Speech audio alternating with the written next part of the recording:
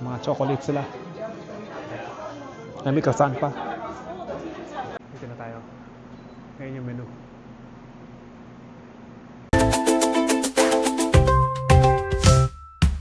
Today ay January 21, 4:33 p.m.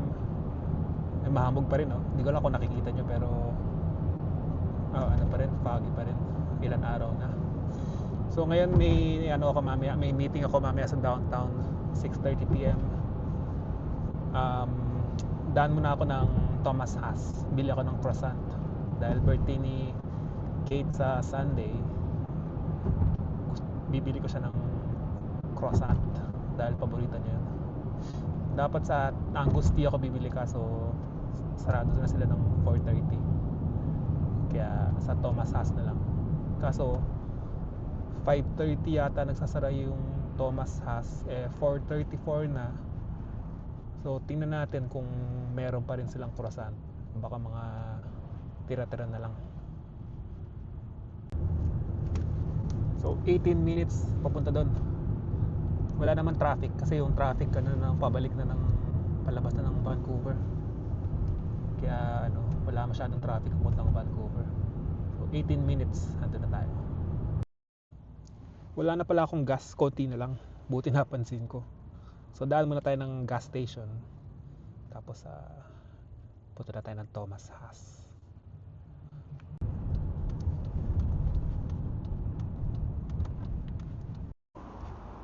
Dali lang magpa-gas dito. Ano lang siya, self-service. Okay, start.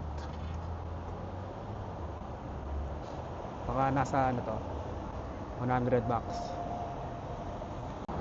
Yung dito kasi sa Canada, pagka mas late na, pag mga after dinner, mas mura na yung gas.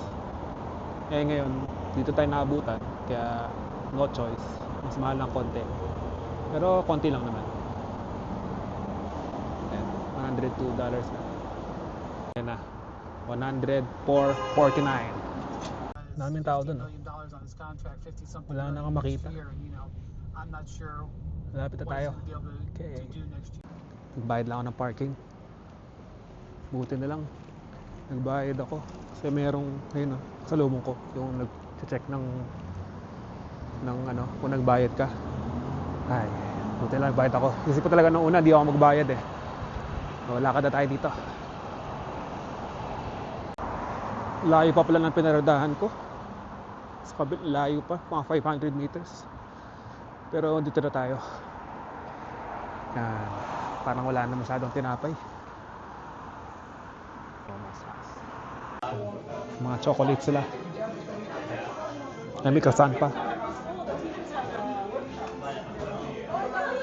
Butter croissant. Ito mukhang masarap.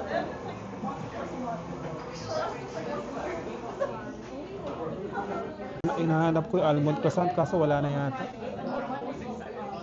Oh no.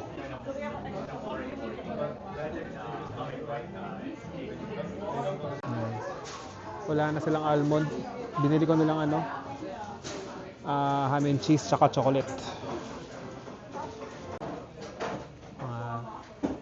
Chocolates din. Ito $4.25. Sayang wala na silang almond croissant. Pero ito yung ham and cheese. Ito naman yung chocolate. Mukhang masarap naman. Balik na tayo ng kotse. Layo pa ng parking ko. Nasa gugutom pa ako. Naghanap pa ako kanina ng Tim Hortons, kaso wala dito. Merong KFC dun sa kabilang side. Kaso ayoko ng KFC. Mahanap na lang ako ng Tim Hortons sa daan. Meron yatang Starbucks malapit dun sa dun sa meetingan ko. Bahala na kung saan abutan. Okay, punta na tayo ng downtown. Umaga pa. Mga 1.5 hour pa siguro. Baka tayo doon, lakad-lakad. Patay ng oras. Or na lang, reviewin ko na lang yung mga kailangan discuss mamaya sa meeting. Dito na tayo sa Davis Street. Busy street din dito, madaming mga tindahan. So meron yatang malapit na ando dun eh, mga parang shawarma. So tingnan natin kung masarap. Kung masarap, doon na lang ako kakain. Dito na tayo. Ngayon yung menu. Sa Master Doden. Nag-order na lang ako ng beef platter. Hindi ko lang kung okay dito, nakita ko lang. Mayroon din sila dito pang himagas.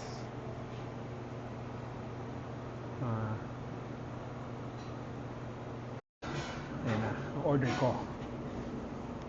Mataas naman yung review niya. Ayan na. 4.9. 366 reviews. So try natin. Pero yung karne niya, di nila hiniwa. Parang naka-slice na tapos kinuha na lang niya doon sa lalagyan. So, tikman natin. Sarap naman. Parang lang. Okay naman, normal lang. Order ko beef platter. May kanin yun sa baba, parang fried rice. May siya, pasas. Yan. May pasas. Kaya medyo matamis-tamis siya. Yan, tapos na ako. Busog ako. Dami. Yan, balik tayo sa sa kotse, sa may meeting area. Corner. Tayo. Ito yung strata na residential. Luma na siya, 1980s pa ginawa, pero well maintained siya. So ito yung entrance. Tawag ako kay building manager para pasukin ako kasi naiwan ko yung susi ko. Yun, matapos na rin ang meeting ko. Ang dami kong baon na English pero naubos pa rin. So time check 8:14. So, four-wheel drive 28 minutes. Dito ko na lang tatapusin tong video na to. Bye bye.